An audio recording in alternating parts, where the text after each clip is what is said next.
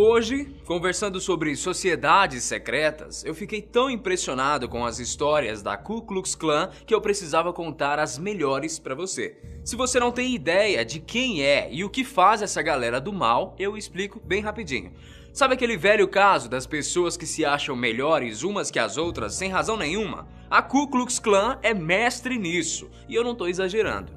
Sinônimo de ódio extremo, o grupo dos Klan ficou conhecido no mundo inteiro por atacar negros, judeus, católicos, imigrantes e a comunidade LGBT só porque queriam. Assassinatos e protestos violentos são só alguns exemplos das maluquices que eles fizeram e continuam fazendo. Incrivelmente, o grupo hoje tem mais ou menos uns 5.000 membros ativos. A supremacia branca para eles é lei e nada além disso é tolerado. Em tempos em que a mistura de raças é um processo natural das relações humanas, esse pensamento beira a insanidade, vocês não acham? Por isso, vem comigo que hoje eu vou te contar quais são os 5 fatos mais assustadores sobre a Ku Klux Klan que você nunca tinha ouvido falar. Eu sou Guilherme Marques e seja muito bem-vindo aqui ao canal Fatos Desconhecidos. Número 1, a Operação Red Dog.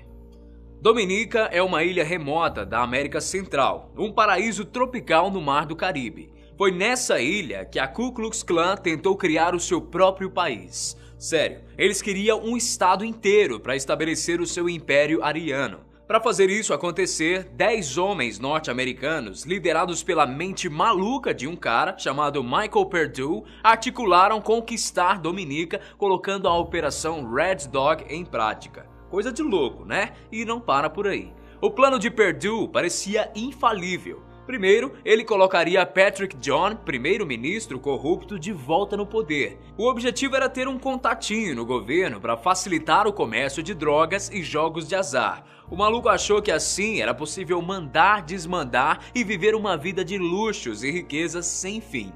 Ocupado demais com os seus sonhos de Alice, ele não fazia ideia que o tal primeiro-ministro já planejava matá-lo assim que tivesse a sua posição de volta.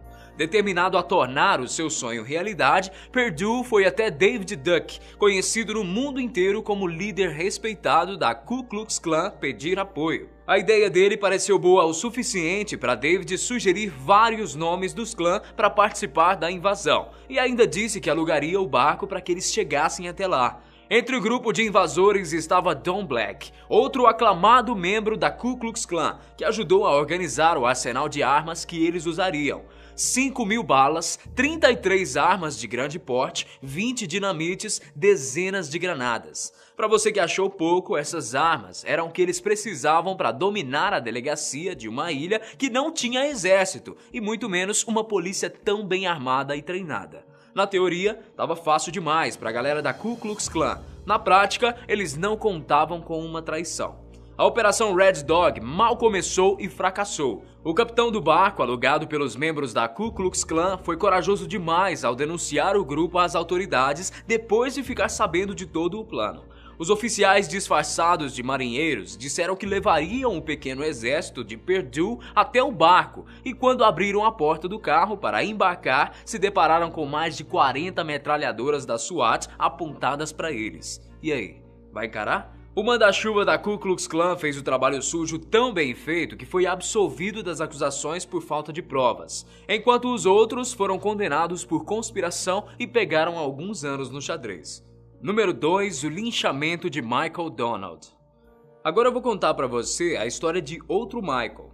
Por falta de palavra melhor, a Ku Klux Klan não tinha limites para cometer atrocidades de todos os tipos, como foi o linchamento de Michael Donald, que vivia na cidade de Mobile, no Alabama. O cara foi sequestrado, golpeado com o galho de uma árvore, estrangulado e teve a garganta cortada antes de ser deixado pendurado em uma árvore, na Avenida Herndon, em Mobile. E o motivo? Ele era negro. Filho mais novo de 6 irmãos, Michael era estudante do curso técnico e trabalhava num pequeno jornal local. Ele tinha ido comprar cigarros para sua irmã na mesma noite em que um grupo de radicais da Ku Klux Klan estava nas ruas à procura de alguém para torturar e matar. Essa história de caçada era uma vingança que começou quando um policial branco foi morto por Josephus Anderson, em Birmingham, no Alabama, que também era negro. A título de curiosidade, em 1891, os negros já tinham certa representação política e era possível que participassem de júris populares nos tribunais norte-americanos. Claro que isso acontecia bem a contragosto dos caucasianos. E se você ligou A mais B, já adivinhou que a morte de Michael foi um tipo de protesto radical dos clãs contra negros no júri de Josephus Anderson. Na época, Benny Jack Hayes era um policial famoso no estado por sua crueldade. Hayes teve uma ideia meio precipitada sobre o julgamento e entendeu que negros no júri era uma chance de afro-americanos saírem impunes de seus supostos crimes.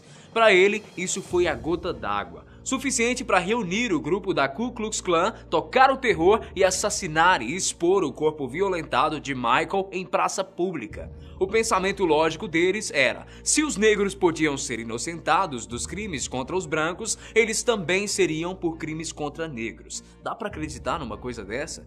Bom, o destino mostrou que Hayes estava 100% errado.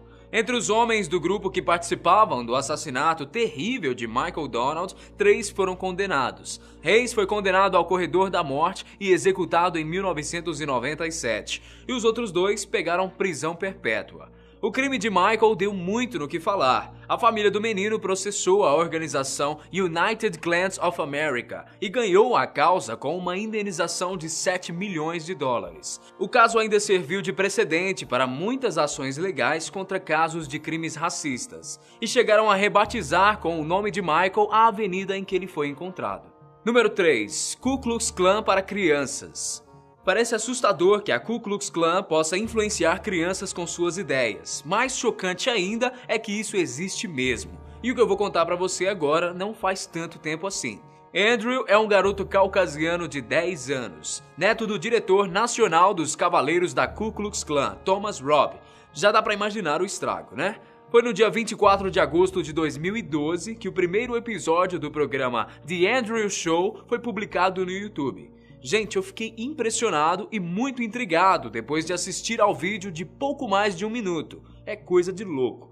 Todos os episódios começam com Andrew sorrindo e saudando os espectadores com a frase: "Este é um show para todas as crianças brancas do mundo afora." O garoto dá dicas de ódio e repúdio sobre as misturas de raças em programas infantis. Enfatiza como é ruim que os desenhos tenham pessoas de cores diferentes se relacionando amorosamente. E ainda espalha mensagens explícitas de racismo, como "em breve não haverá mais brancos", ou ainda "crianças brancas são minoria nos Estados Unidos, pessoas brancas são minorias no mundo, salvem a raça branca". Tem como ficar pior, gente?